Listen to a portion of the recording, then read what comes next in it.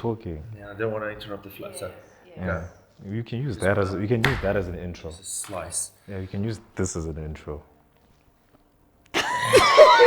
Hello. Okay, let's start. Okay, let's start. Hello, everybody, and welcome to the latest episode. This will be the official episode 4, but not the 4th episode. Yes. And we're talking about today AI in architecture. Yes, Is that the intro? that is the intro. Yes, Alright. you do it. I've been looking at the AI thing since it started end of last year with the first few images of Mid-Journey coming across. So basically, you get let's make sure you get the 4 main types of AI platforms currently. You get OpenAI, which is ChatGPT and DALL-E. You get Mid-Journey, which is a text-to-image based system, which is amazing. You get Google's Bard, which is more precise but unrefined. But they're trying to do something different than ChatGPT. So ChatGPT and Bard are both conversational chatbots, but to a high degree. And then the last one is Stable Diffusion, which is a program you can download, also text to image you can search, but you can do much more with it than the others. Yeah. So those are the main 4 ones, and I've explored all of them and used all of them. I've actually used, so Microsoft Bing uses DALL-E and ChatGPT in their searches. I've actually used that to show clients how their interiors can look. So I've actually I also used tried it. projects. You suggested it to me and said, you must check this out. And I tried, and you were right. It was fascinating. I didn't want to use it again. Well, that's the thing. I had half an hour renders that I could show the client. This is the idea you're looking for. This is the look and feel, the size of plants, the trees, the timber furniture needs to be this color, everything in half an hour, which would have taken us, while we studied, a week to produce. So, yeah. Well, for those of you who don't understand what we're talking about how AI can be used in architecture, right? Yes. There's a lot of speculation in terms of whether we're going to be losing our jobs as architectural professionals. However, there is also the people who are on the other side who would like for the adoption to actually be accelerated. Yes. I am one of them. I am one of them, right? It's not to say that I am not aware of the negative aspects of it. However, the aim is for us to explore, or rather to even have a conversation regarding the possibilities of AI in architecture and how we can use it to empower ourselves rather than to panic and then draw into our cocoons and cry. So, yes. So what I like to, how I convince people to actually start using ChatGPT. So people feel AI is the sci-fi notion that a Terminator is going to come and kill us because they don't agree with us.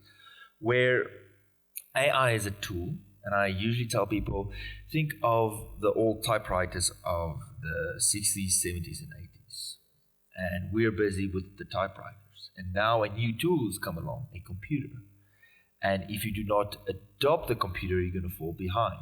But this change isn't going to happen in 2 decades, like from typewriter to computer. It's going to happen in a year or 2, where if you do not utilize the AI tools available as tools, you're just going to fall behind. And I've had this discussion with our mutual friend John, where I told him when we started studying, we made renders of our projects, and then we had to go and Photoshop in grass, which took a week because you have to each individual blade you have to cut out, paste it, make sure. Within 3 years, we had rendering programs that automatically put the grass there, saving us a week. With AI, whatever chore, not work, but chore you did to make something look good or be functional can now be done in less time. In seconds or minutes. Seconds or minutes instead of days. So it will save time and money and make, if it is utilized well with any new technology, make the design process better. Now, there are certain aspects of architecture or architectural design and construction which need a lot more attention at different stages, right? When you use AI, artificial intelligence, in architecture, the aim is for us to be able to use it as a knowledge assistant.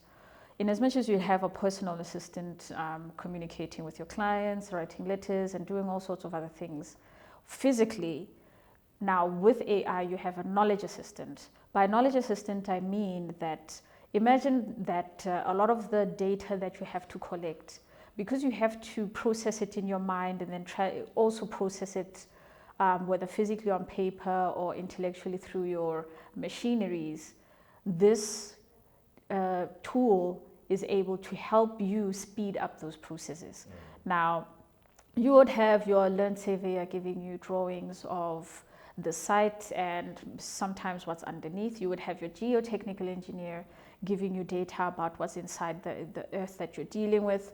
You would have your other topographical surveys which give you data so that you understand the geographical aspects of your site, all of which need to be processed so that you understand the raw data, the raw materials that you have for use in a possible building. Now, all of that data, instead of it taking you 15 days to collect and then process intellectually, it can be reduced to a day depending on how you receive the data, right? This allows you to be able to get to a better quality product sooner with a timeline that is much more efficient, with finance utilization that is much more efficient.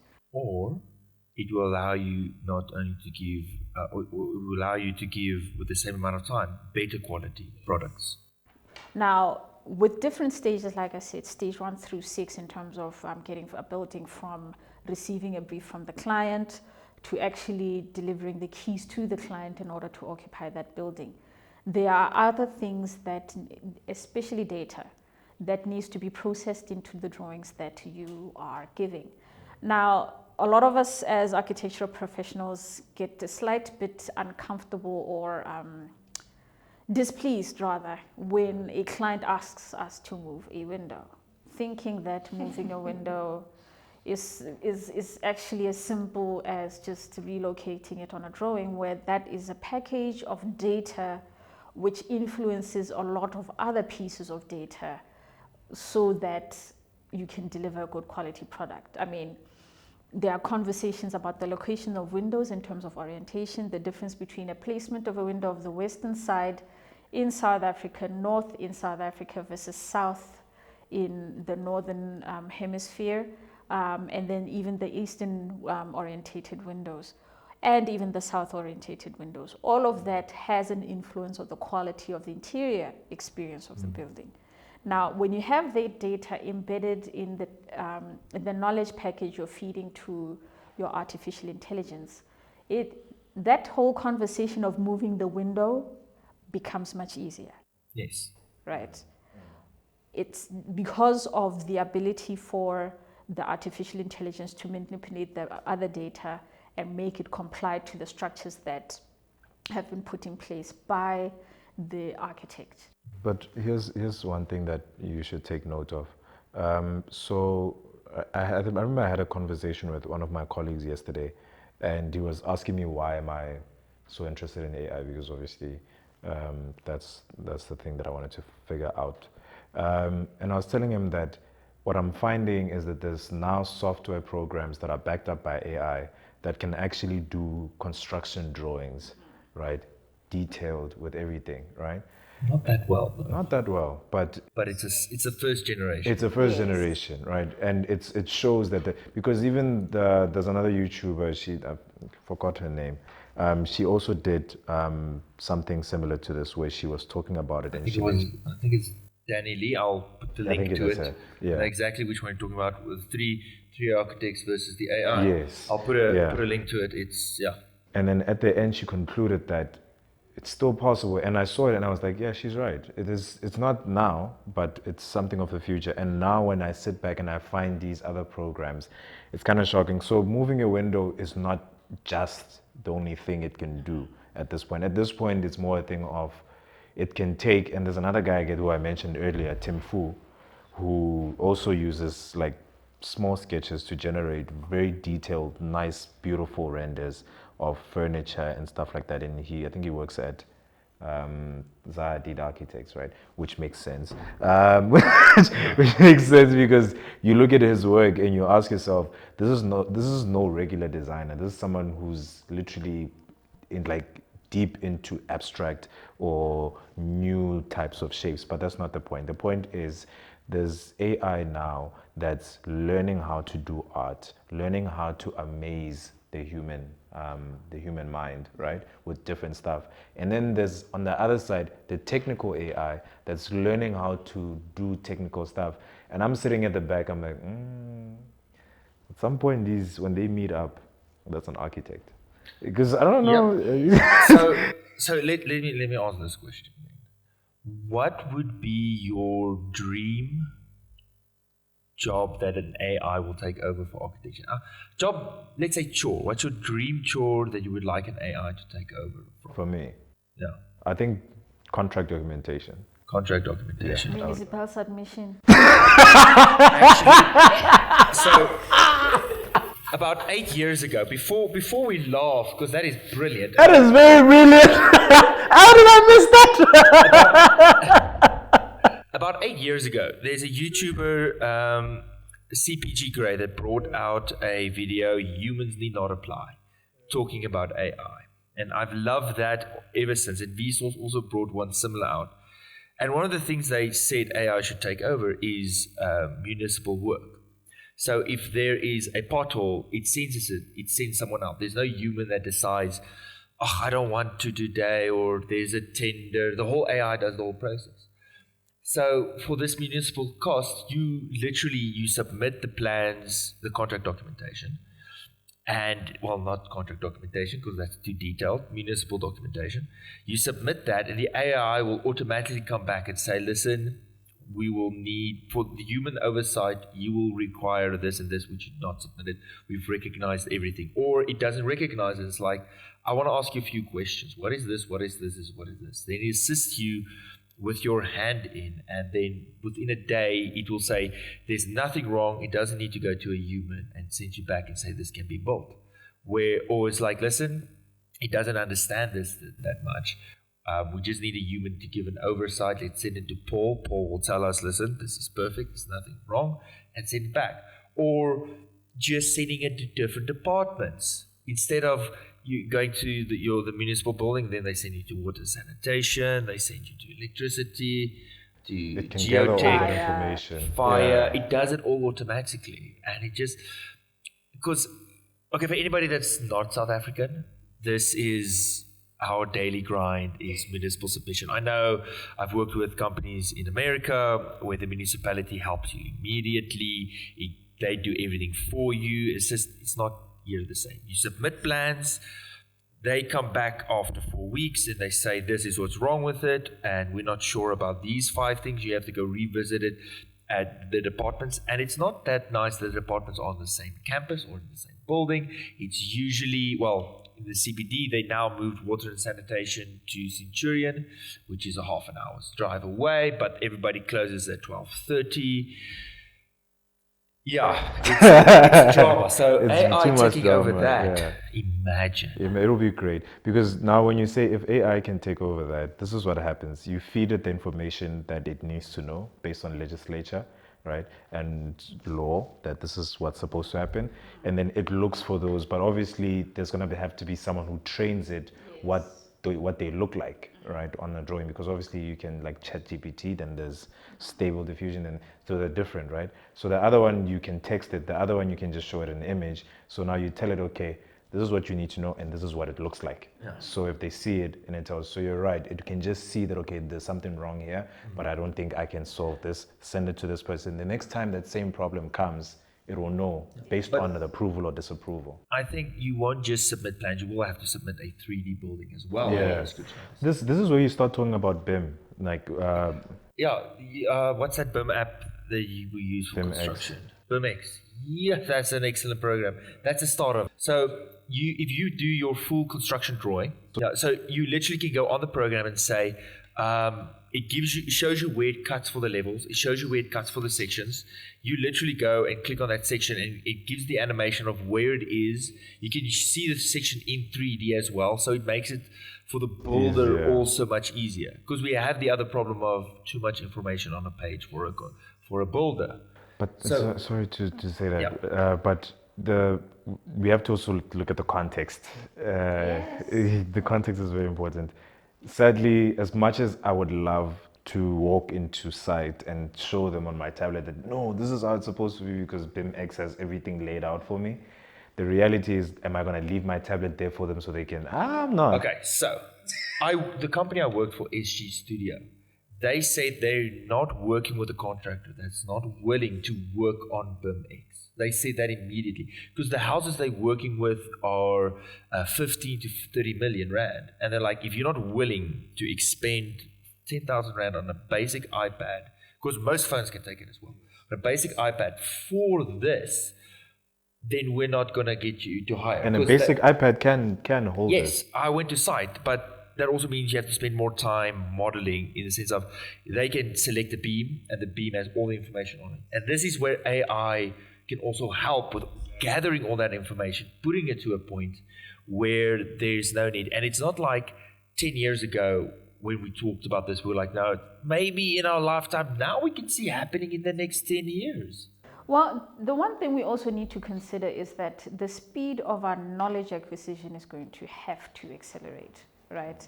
I mean, we know that it's not everybody who's savvy in terms of technology. We're dealing with generations of technology migrants and born generation innovators, you know.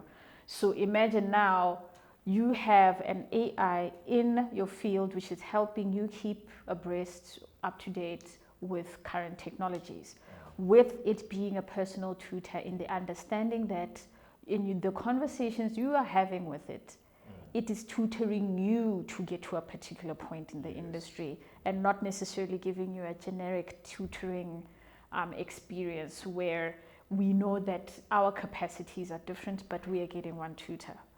So we have to leverage this technology in order to get to a better development of self in terms of construction, in terms of design, in terms of even public participation. I mean, the places where as architects we get delayed a lot has to do with the gathering of data from human beings, other human beings, you know.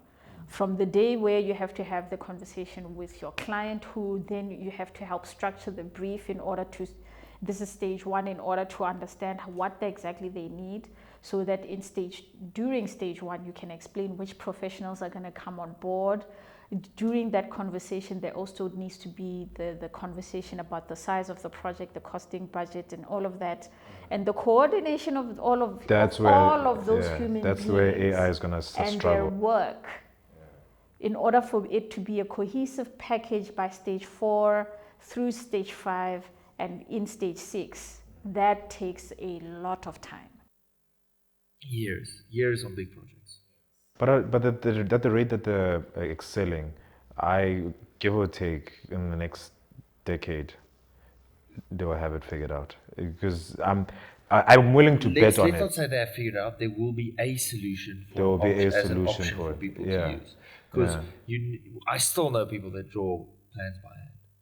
So there are just things that will never fall away. But you said the 5 years, right? You said, because don't forget that there's what is the amount of years needed to teach a country or a civilization?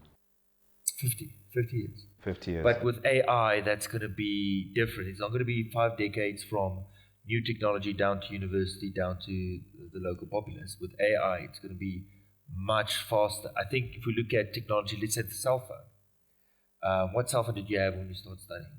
When I started studying? Yes. Studying, okay, yeah, let's not I speak think it about was. me. I had a Nokia 6610 as my first phone when I studied, which was still a dumb phone, barely connected to the internet, small screen, physical buttons, still had to press E 4 times to get it. Wasn't WhatsApp, Facebook barely came out, and look where we are today. And where it's now, by then cell phones were already kind of accepted everywhere. Now it's a daily tool.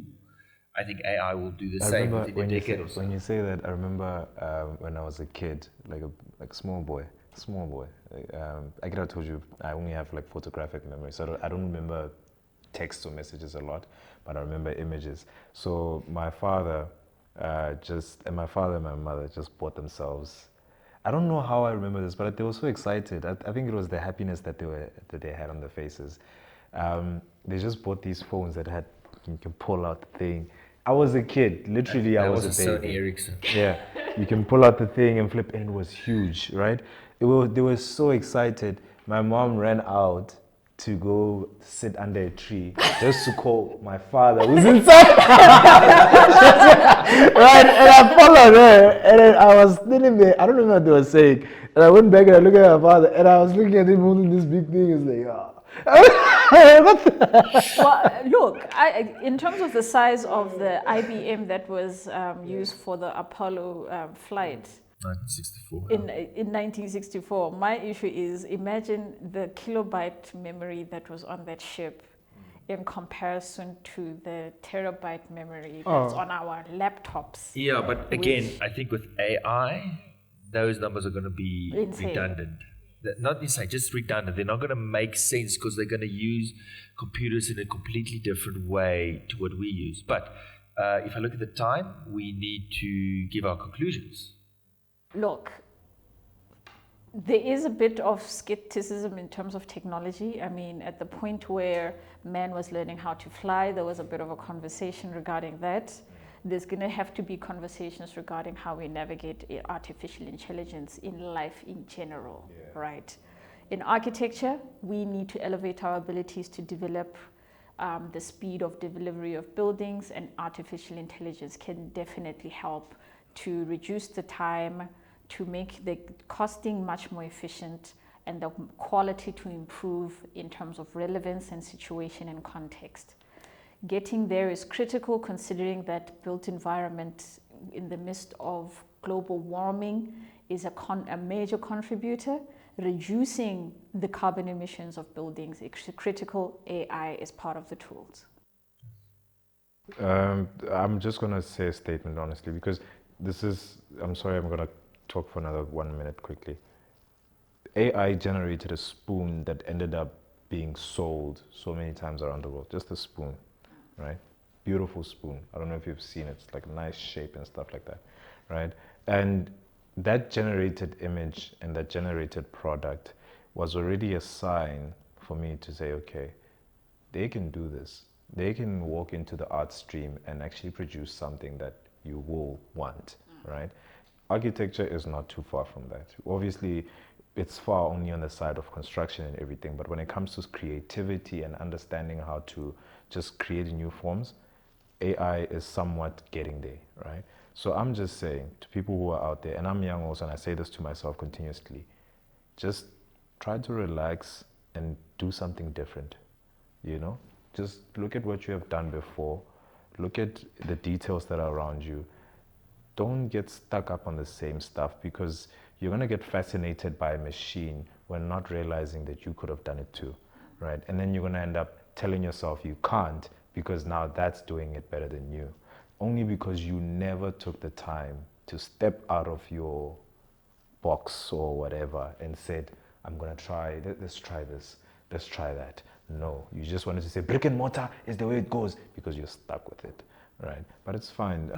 Okay, for me, I'm excited to start actually saying we can have morality in architecture. Because in the past, you always say, well, what the client wants is what the client wants. But with AI tools, we can now give the AI the tool to make things more moral. So you don't just have a 10 square meter flat bachelor's because the client wants to put as much in as possible.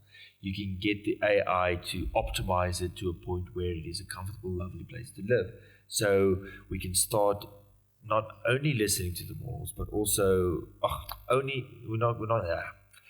So we not only have to just listen to the clients, but morally start designing human architecture that takes climate change and refugees and carbon footprint and where things are being manufactured, to take all of that in account to bring out, to to produce the best product for our client at the end of the day. So that's what I'm excited about for AI. So let's hear what building you would suggest for our listeners to go and look at. Yes. What do you mean? Of course, we're recording. Okay. What building would you suggest the listeners to go take a look at? Okay. And why?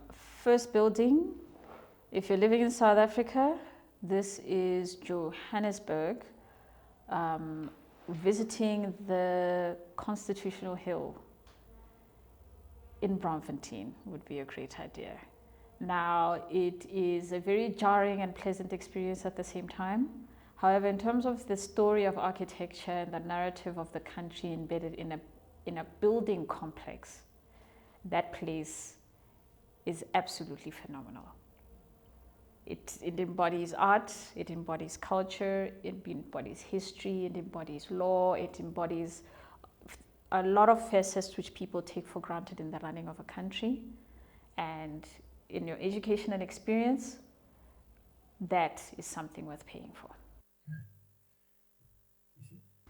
I was going to say Freedom Park, but now it sounds more redundant than than that statement, because that's more of a African arts type of thing, and it's much more beautiful, especially because we came in also and I was like, I just suggested that thing on my list. Okay, so you're saying, but no, you have to start from this. I am suggesting this, not Havering and Hana.